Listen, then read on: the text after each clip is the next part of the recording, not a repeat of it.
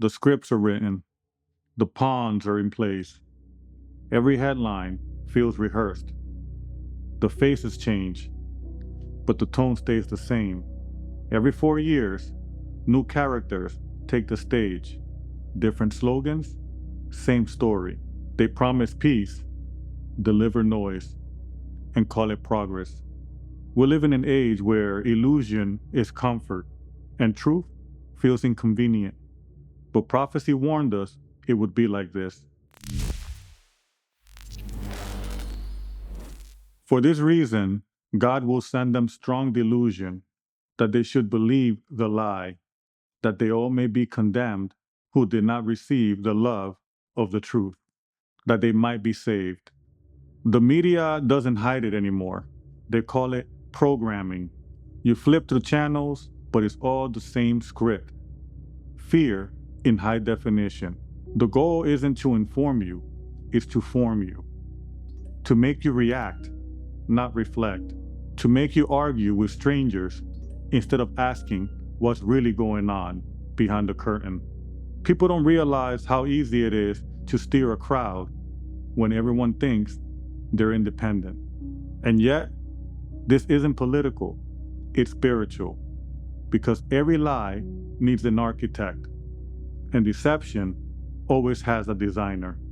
For we do not wrestle against flesh and blood, but against the rulers, against the authorities, against the cosmic powers over this present darkness, against the spiritual forces of evil in the heavenly places.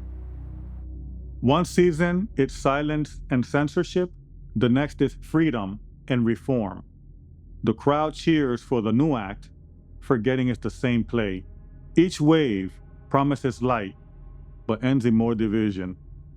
The devil doesn't care which side you choose, as long as you're too busy fighting to look up. Humanity keeps auditioning for peace while ignoring the Prince of Peace. Peace I leave with you. My peace I give to you. Not as the world gives do I give to you. Let not your heart be troubled, neither let it be afraid. Prophecy says the world will worship the beast, not because it's forced to, but because it's fooled. Deception doesn't arrive with fangs. It arrives with promises. Promises of safety, unity, revival, reform. The counterfeit light blinds those who never learn to recognize the real one. People will say, look, here is Christ, or there. But Jesus warned, for false Christ and false prophets will rise and show great signs and wonders to deceive, if possible, even the elect. The greatest lie isn't darkness, it's light pretending to be holy. The enemy doesn't create, he counterfeits. He mirrors what's sacred to sell what's false. And no wonder, for Satan himself transforms himself into an angel of light. I'm not saying this to spark panic. I'm saying this because prophecy was never written to scare. It was written to prepare.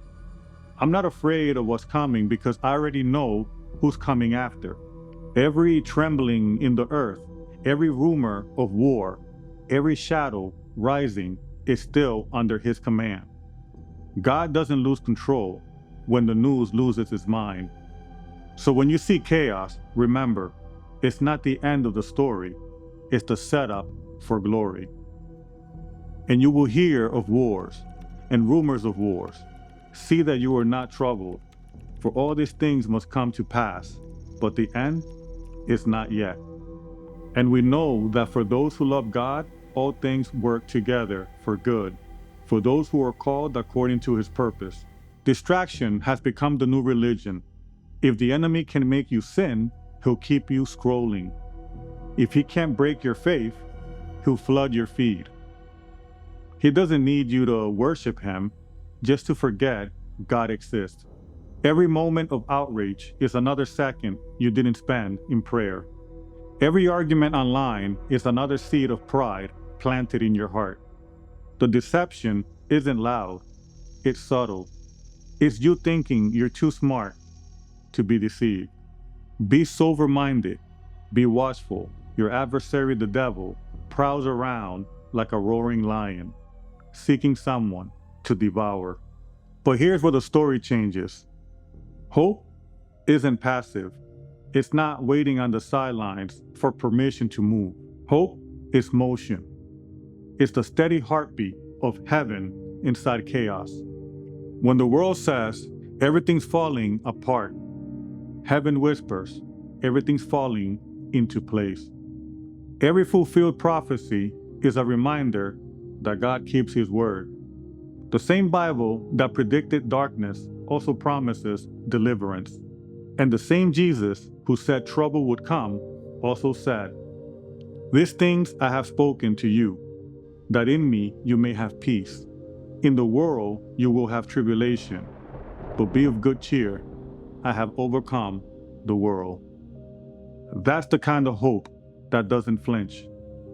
The kind that looks at the storm and still walks on water. So don't panic. Prepare. Be anchored, not alarmed. Stay awake, not afraid. The safest place to stand when the world shakes is in the hands of the one who holds it.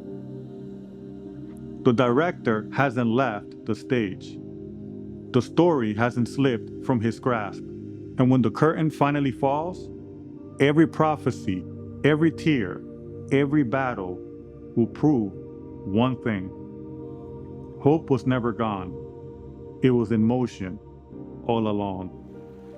Be still and know that I am God. I will be exalted among the nations. I will be exalted in the earth. This is In Luminance, where we bring the gospel into dark places.